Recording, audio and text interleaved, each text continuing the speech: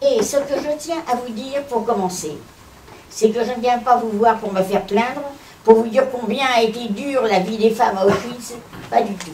Je viens vous rencontrer tout simplement pour que vous sachiez, vous les élèves, c'est-à-dire la jeune génération, ce que des hommes ont été capables de faire à d'autres hommes uniquement parce qu'ils étaient nés.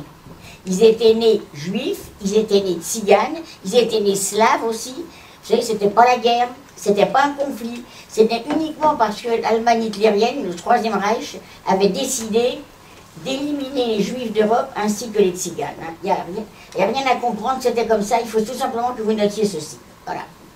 Alors, moi, je suis née en 1929 à Paris, dans le 12e arrondissement. Mes parents étaient arrivés en France 5 ans plus tôt. Alors, mes parents vivaient en Pologne, où les familles étaient établies depuis des générations, et ils décident, dans les années 20, de quitter la Pologne parce qu'il régnait à ce moment-là un antisémitisme terrible. C'est-à-dire qu'il n'était pas possible pour les Juifs de s'insérer dans la nation polonaise. Bien des métiers leur étaient interdits, il y avait des quotas dans certaines écoles, dans certaines universités, ils vivaient tout à fait repliés sur eux-mêmes. Et à ce moment-là, s'est greffé en plus une crise économique, donc pour toutes ces raisons, mes parents ont décidé de partir. Alors, ils quittent la Pologne, et là, ils choisissent de venir vivre en France. Alors, pourquoi la France? Eh bien, c'est très simple. Parce que la France avait, en Europe centrale, une aura incroyable. Vous savez que c'est le pays qui, le premier, avait fait la Révolution. Eh bien, les Juifs qui n'étaient pas à ce moment-là des citoyens à part entière, 2 ans plus tard, avaient été émancipés. Et puis la France, pays des droits de l'homme, terre d'asile, terre d'accueil. Pour toutes ces raisons, mes parents choisissent la France. Donc, ils arrivent à Paris. Peu de temps après, ils ont un garçon, mon frère, et moi, comme je vous le disais, je suis née 5 ans plus tard. Alors, très brièvement, je vais vous parler de ma famille pour la situer, et je vais vous dire tout simplement que je suis née dans une famille où on ne pratiquait pas du tout la religion juive. Mais il y avait cependant quelque chose de très fort qui nous rattachait au judaïsme. Alors, qu'est-ce que c'était? C'était le langage. C'est-à-dire que mes parents, jusqu'à ce qu'ils apprennent le français, à la maison, parlaient le yiddish comme parlaient les juifs en Pologne ou dans d'autres régions du monde. Alors vous, les élèves, rares sont ceux qui ont entendu parler du yiddish. Alors qu'est-ce que c'est le yiddish? Eh bien, c'est une sorte de langue qui provient d'un vieil allemand, d'un allemand du Moyen-Âge. Parce que lorsqu'ils avaient été chassés de Rhénanie, en partant, ils avaient emmené la langue qu'on parlait dans le pays. Et au fur et à mesure qu'ils se sont déplacés dans n'importe quel point du globe, ils ont continué à parler ce yiddish. Alors, vous pouvez comprendre que si le yiddish provient de l'allemand, ça ressemble à l'allemand. Bah oui, on va dire que ça ressemble, vous savez, ça ne ressemble pas à l'allemand littéraire. Hein. Je ne sais pas si il y a récemment parmi vous des élèves qui étudient l'allemand. Ce n'est pas l'allemand littéraire, c'est un allemand très ordinaire, un allemand courant. Mais pour moi, ça a été ma langue maternelle, puisque c'est la première langue qu'on a parlé à la maison. Eh bien, vous voyez, ça m'a permis, lorsque je suis arrivée à Auschwitz à 14 ans, eh bien, ça m'a permis de comprendre les ordres qui étaient toujours donnés en allemand. Et vous savez, il n'y avait pas d'interprète. Quand on ne comprenait pas, on était systématiquement battu. Eh bien, vous voyez, le fait de comprendre les ordres m'a évité quelquefois d'être battu. Alors, mon père était tailleur sur mesure, ça veut dire qu'il travaillait à la maison. Ma mère l'aidait. Quand on rentrait de l'école, mon frère et moi, nos parents étaient sur place, ils travaillaient à l'atelier. Ça a permis à mon père de beaucoup nous parler pendant ma petite enfance. Et mon père nous expliquait combien avait été dure la vie en Pologne qui leur était hostile, et il n'arrêtait pas de nous faire remarquer, à nous les enfants, la chance que nous avions, nous, d'être nés en France, d'être devenus français, et surtout de vivre en France, dans un pays libre, sous la République. Et je peux vous assurer que mes parents se félicitaient sans cesse d'avoir choisi la France pour venir y vivre, et ils s'y sentaient vraiment très heureux. Moins d'1 an après, 1939, moins d'1 an après, qu'est-ce qui se passe? Eh bien, les troupes allemandes envahissent la France. Alors, il y a, dans tout le nord du pays, un immense exode. Hein. Les gens fuient l'arrivée des Allemands, ils partent par n'importe quel moyen qu'ils trouvent, et dans la capitale, c'est pareil, c'est l'exode. Alors, il se trouve que bien des écoles ont été évacuées. Il se trouve que l'école que moi je fréquentais, on ne saura jamais pourquoi, elle n'a pas été évacuée. Et moi, j'ai à ce moment-là 10 ans et demi. Mon frère déjà a 16 ans, moi j'ai 10 ans et demi, alors mes parents pensent que pour moi la plus petite, eh bien, il sera préférable de m'envoyer à la campagne afin d'éviter d'éventuels bombardements, afin que je ne connaisse pas de restrictions alimentaires. Ils m'envoient donc me réfugier dans un petit village des Deux-Sèvres, à 30 km de Niort, d'un tout petit village qui leur est recommandé par une amie de ma tante. Mais là, j'ouvre une parenthèse. Mes parents m'envoient me réfugier et non me cacher en tant qu'enfant juif. Vous avez tous entendu parler des enfants cachés juifs pendant la guerre. Mais je sais que lorsque les Allemands envahissent la France, on ignore totalement ce qui va se passer par la suite. Vous savez qu'à l'époque, on est très au courant de ce qui se passe en Allemagne. Bien qu'il n'y ait pas la télévision, il y a la presse, il y a les journaux. On sait ce qui se passe pour les Juifs en Allemagne sous Hitler. On sait qu'ils sont persécutés, qu'on ne les laisse pas travailler, qu'on les expulse. Mais vous voyez, on ne peut pas imaginer que ce qu'il se passe en Allemagne sous Hitler va se reproduire en France sous la République. Donc, les Juifs en France ne se sentent pas particulièrement concernés. Évidemment, c'est la tristesse parce que la France est occupée, mais eux sont comme tout le monde, sont autrement. Et justement, comme il n'y a aucune raison de se cacher, quand j'arrive dans ce petit village, du reste c'est mon frère qui m'emmène dans ce petit village des Deux-Sèvres, quand j'arrive dans ce petit village, quelques jours avant, la personne qui me reçoit, elle dit à ses voisins, tiens, j'attends une petite juive qui va arriver de Paris d'un jour à l'autre. Hein. Et bien donc j'arrive dans ce village, les gens connaissent mes origines, et bien je suis reçue à bras ouverts. Tout de suite les gens m'entourent chaleureusement, je fais immédiatement partie du village, et je peux vous dire que pendant tout le temps, les années où je vais rester dans ce village, je n'aurai jamais la moindre réflexion sur mes origines, je suis vraiment l'enfant du pays. Quant à moi, je m'habitue très bien à la campagne, je découvre la campagne, et pour moi c'est tout à fait une nouveauté, je suis très bien, je vous dirais que j'apprends immédiatement le patois du pays, et que je parle encore maintenant, que je n'ai pas oublié, et quand je rencontre mes camarades plusieurs fois par an, on a plaisir à parler le patois. Arrive la rentrée des classes, je suis scolarisée, l'année d'après, j'obtiens mon certificat d'études. Et ce que je voudrais vous faire remarquer, c'est que dans ces petits villages qu'on nomme maintenant la France profonde, eh bien vous savez, on ne subit pas du tout la pression de l'occupation comme dans les villes. C'est tout à fait différent. Bien sûr, il y a quelques Allemands qui viennent de temps en temps se ravitailler dans les fermes, mais vous savez, il n'y a pas de défi, on n'entend pas le fameux bruit des potes qui est resté légendaire, que vos grands-parents ou vos arrière-grands-parents ont pu entendre. Il n'y a pas de défilé, il n'y a pas de couvre-feu. La vie, malgré l'occupation, la vie s'y déroule quand même assez tranquillement, même paisiblement. Et cette vie paisible, elle va durer comme ça pendant 2 ans. Et là, maintenant, on va arriver à la deuxième quinzaine du mois de juillet 1942. Et c'est là que je vais recevoir une lettre de mon père qui m'annonce que ma mère vient d'être arrêtée et déportée en Allemagne. Et il me dit que lui et mon frère ont échappé à cette arrestation, mais qu'ils ne peuvent pas rester à la maison, c'est dangereux. Ils vont se chercher un endroit dans la banlieue pour se cacher. Il me communiquera sa nouvelle adresse dès qu'il l'aura. Et en bas de sa petite lettre, mon père me dit qu'il pense que moi je suis plus en sécurité chez Alice. Alice, c'est ma nourrice. Il veut que moi je reste à la campagne. Alors, quand je reçois cette lettre de mon père, j'ai exactement 12 ans et demi. Je suis au courant de rien. Pour ne pas m'effrayer, mes parents ne m'ont jamais écrit que l'année d'avant, en 1941, on a déjà arrêté des hommes juifs qu'on a parqués dans les camps du Loiret. Ils ne veulent pas me faire peur, ils ne disent rien. Ce qui fait que la première arrestation et déportation que j'apprends, c'est celle de ma mère. Et comme je vous disais, j'ai à ce moment-là 12 ans et demi.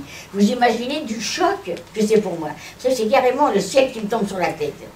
Alors, que s'est-il passé? Il s'est passé qu'effectivement, ma mère a été arrêtée le jour de la grande rafle du Veldiv, le 16 juillet 1942, le jour où, pour la première fois, on a arrêté des femmes et des enfants.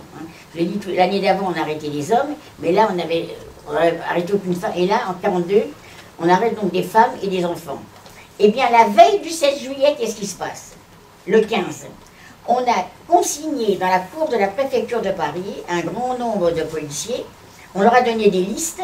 On leur a dit, demain matin, vous arrêtez tout le monde, tous ceux qui sont sur la liste, les hommes, les femmes et les enfants aussi, sans distinction d'âge. Eh bien, sachez qu'il y a des policiers qui se sont échappés et qui sont allés prévenir des familles qu'ils connaissaient. Alors, combien l'ont fait? Ça, on ne pourra jamais le savoir. Mais ce qui est important, c'est qu'il y en a qui l'ont fait. Il y a aussi des employés de la préfecture qui ont parlé. Et c'est comme ça que dans la famille qui deviendra, après la guerre, la famille de mon mari, eux ont été prévenus le 15 juillet au soir, par un inspecteur qu'il connaissait, qui est venu tard le soir leur dire ne restez pas chez vous, ou alors n'ouvrez pas, prévenez le plus de gens que vous pouvez, demain matin on arrête tout le monde, même les femmes et les enfants aussi. Eh bien, vous savez, le téléphone n'était fixe, n'était pas développé comme maintenant. Hein. Il y avait les commerçants, les notables qui avaient le téléphone. Mais c'était une nouvelle tellement énorme que le bouche à oreille a très très bien fonctionné. Hein. La nouvelle s'est répandue vitesse grand V. Alors du côté de mes parents, eux ne connaissaient pas de policiers pour les prévenir, mais ils ont entendu parler de ces bruits qui couraient, qu'on allait arrêter les femmes, tout le monde, les femmes et les enfants aussi. Eh bien, vous voyez, malheureusement, ma mère n'y a pas cru. Ma mère dit à mon père à ce moment-là, qu'est-ce que c'est cette histoire? On va arrêter les femmes et les enfants, mais pourquoi faire? Mais qu'est-ce qu'on va faire avec des femmes et des enfants? Ma mère savait très bien, c'était pas un secret, elle savait très bien que l'année d'avant, on avait arrêté les hommes, hein, mais là, les hommes, c'est toujours pour aller travailler, c'est sous-entendu, mais qu'est-ce qu'on allait faire avec des femmes et des enfants? C'est une vie tellement incroyable, et il n'y a pas cru. Mais elle a eu peur, pour mon père et pour mon frère, elle les a donc obligés à aller se cacher chez des voisins, et elle est restée à la maison, le 15 au soir, et c'est comme ça qu'elle a donc été arrêtée le matin du 16 juillet par la police française.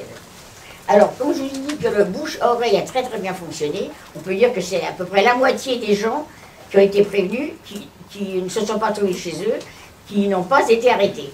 Mais les gens qui avaient échappé à cette arrestation ne pouvaient pas rester dans leur domicile. Leur identité était connue, c'était dangereux, il fallait qu'ils aillent se cacher quelque part. Eh bien écoutez, il y a eu, au lendemain du 16 juillet, un immense élan de solidarité tout azimut. Il y a eu d'une part les scouts, les éclaireurs juifs qui sont allés dans les maisons qu'ils connaissaient, voir s'il y avait des enfants qui n'avaient pas été arrêtés pour les emmener à la campagne. Il y a eu ce qu'on appelle l'OSE, l'œuvre de secours aux enfants, qui existe encore maintenant, s'occupe des enfants qui est venu. Il y a eu les mouvements de juifs, de résistants qui sont intervenus. Et il y a eu également, parmi la population parisienne, des gens qui n'étaient pas juifs, qui n'étaient pas concernés, mais qui ont été alertés par ces arrestations, hein, et comment dirais-je, et qui ont hébergé, hein, qui ont hébergé des familles juives au risque d'être arrêtés eux-mêmes. Hein. Et bien vous savez qu'actuellement, on compte plus de 4000 justes en France. Ça veut dire qu'il y a plus de 4000 personnes qui ont abrité des familles. Et chaque juste a toujours abrité plusieurs personnes. Et bien vous voyez, c'est grâce à eux si maintenant on compare la France aux autres pays occupés d'Europe, hein, tels que la Belgique, la Hollande, ou l'Italie ou la Grèce, on s'aperçoit que c'est en France que les Juifs ont pu le plus se cacher. Vous savez qu'il y a quelques années, je ne sais pas si il y a 5 ans ou 6 ans, peut-être plus, je ne sais pas, Chirac était président il y a combien d'années? Je ne sais pas, je n'ai pas la notion du temps. Il y a bien 7-8 ans quand même. Oui, jusqu'en 2007. Facile, hein? Ça fait plus de 10 ans. Bon, l'année n'a pas d'importance. C'est le président de la République, Jacques Chirac, qui a voulu les honorer et les faire entrer symboliquement au Panthéon, en reconnaissance de la nation. J'ai assisté à cette cérémonie, c'était vraiment très émouvant et c'est vraiment très important. Vous savez, on découvre, tous les jours, on découvre d'autres justes parce qu'il y a journellement des petits-enfants qui s'aperçoivent que leur famille a abrité des familles, hein, et puis on fait une enquête, on les déclare juste parmi la nation. Mais ça, vraiment, on peut en être fier parce que c'est vraiment, si je vous dis, en Europe, c'est dans le pays où ils ont su le plus se cacher. Alors vous pouvez comprendre qu'à partir du moment où j'apprends l'arrestation de ma mère, c'est plus la petite vie tranquille, paisible que je mène à la campagne avec mes copines. Hein. Là, pour moi, c'est un tournant. Hein. C'est tout à fait différent. Je vais guetter le facteur tous les jours et je ne recevrai jamais aucune nouvelle de ma mère pendant tout le temps où je vais rester à la campagne. Hein. Du reste, aucun déporté ne donne des nouvelles. Les gens qui sont arrêtés partent, on ne sait même pas où, il n'y a plus de nouvelles. Et la vie va continuer maintenant, bon an, mal an, hein, dans le stress. Parce que j'ai peur de l'arrestation de ma mère, de mon père et de mon frère. Et on arrive maintenant 1 an et demi après l'arrestation de ma mère, c'est-à-dire la nuit du 30 au 31 janvier 1944. Hein. Je suis précise parce que j'ai comment ça s'appelle, pas le brevet, mais le procès verbal de mon arrestation que m'ont donné les archives départementales, je sais exactement comment ça s'est passé. Alors nous sommes donc un dimanche soir, hein, la nuit du 30 au 31, un dimanche soir, à minuit 15, 3 gendarmes arrivent, hein, 3 gendarmes de la gendarmerie de Mel, à 8 km de mon village, arrivent, réveillent ma nourrice, et lui disent, on vient chercher la petite juive qui vit chez vous. Manoise, elle est complètement affolée. Hein. Elle leur dit, mais c'est pas possible. Vous n'allez quand même pas arrêter cette gamine. Moi, j'ai à ce moment-là 14 ans et 2 mois. Eh bien, les trois, voyons, on a délégué 3 gendarmes pour m'arrêter. Eh bien, parmi les 3 gendarmes, il y a un brigadier, le brigadier qui, lui, est responsable des 2 autres. Il lui répond sèchement, nous, on a des ordres.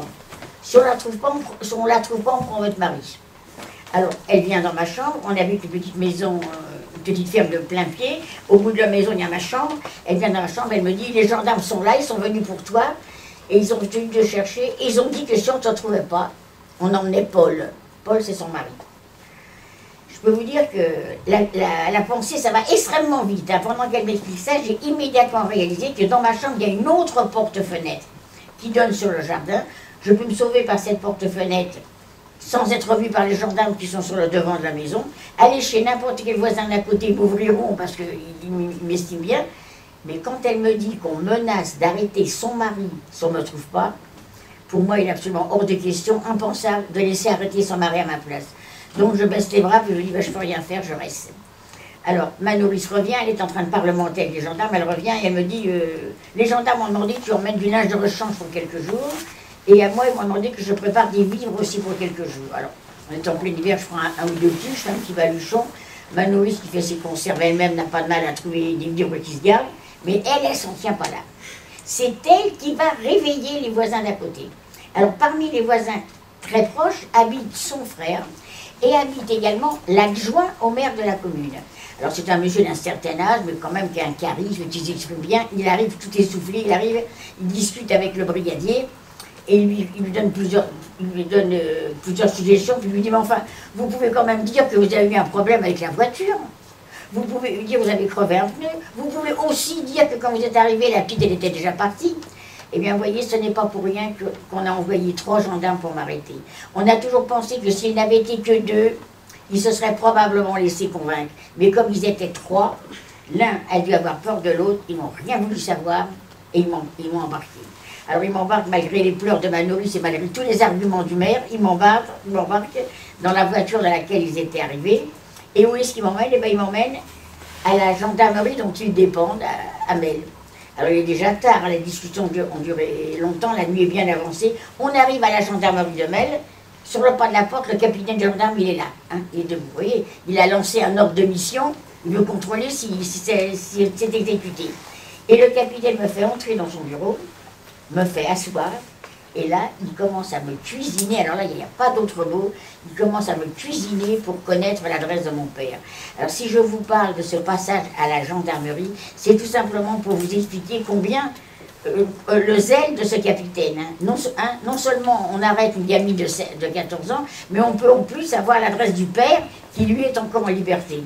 Bon, ben écoute, vous avez à peu près l'âge que j'avais. Hein, je ne vais pas donner l'adresse de mon père. Je dis, je ne sais pas, je n'ai pas de nouvelles, je ne réponds pas, je ne sais plus.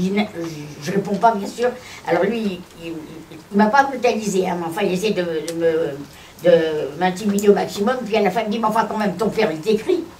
Alors je lui dis, non, monsieur, mon père ne m'écrit pas. Depuis qu'on a arrêté ma mère, je n'ai aucune nouvelle de mes parents. Et là, je vous fais remarquer qu'il ne m'a posé aucune question sur ma mère. Vous voyez, il est bien renseigné. Ma mère est arrêtée depuis 1 an et demi, c'est une affaire classée. Ce qui l'intéresse, c'est l'adresse de mon père, qui est encore en liberté. Et puis au bout d'un moment qui m'a paru assez long, il m'a fait sortir. J'ai bien soulagé, je vous dirais. Il m'a fait sortir de son bureau. Et ces mêmes gendarmes m'ont donc emmené à une vingtaine de kilomètres. On est dans la ville principale des Deux-Sèvres, à Niort, dans une sorte de dépôt qui avait été organisé cette nuit-là pour parquer toutes les personnes juives qui avaient été arrêtées. J'ai su par la suite que nous étions 58 personnes. Il y avait plus de femmes que d'enfants, que d'hommes, et beaucoup d'enfants. Et nous sommes restés 2 jours dans ce dépôt, une grande pièce, on a dormi sur le lit de camp. Et 2 jours plus tard, alors là, escortés par 20 gendarmes, hein. Vous voyez, on a les écrits, hein. 58 personnes escortées par 20 gendarmes, vous voyez, pour se sauver, il aurait fallu être fort. Hein. Alors escortés par ces 20 gendarmes, dont 2 gradés, on nous conduit à la gare SNCF, on nous fait prendre un train de nuit, le train a roulé toute la nuit, et nous sommes arrivés le lendemain matin à Paris. Alors, arrivés à Paris, on nous a fait monter dans les vieux autobus qu'il y avait à l'époque, avec les grandes plateformes, et nous avons été conduits au pont de Drancy.